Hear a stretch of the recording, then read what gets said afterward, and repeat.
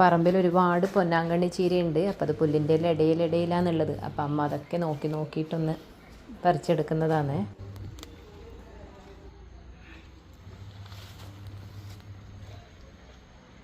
കുറച്ച് പൊന്നാങ്കണ്ണി ചീര കിട്ടിയിട്ടുണ്ട്. നമുക്കിതുകൊണ്ടൊരു നല്ല തോരൻ വെച്ചാലോ.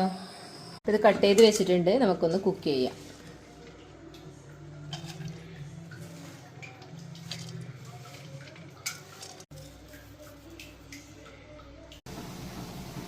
അപ്പോൾ ഇതായത് നന്നായിട്ട് വെന്ത് വന്നിട്ടുണ്ട്. ഇനി നമുക്കിതിലോട്ട് കടുക് പൊട്ടിച്ചൊഴിക്കാം.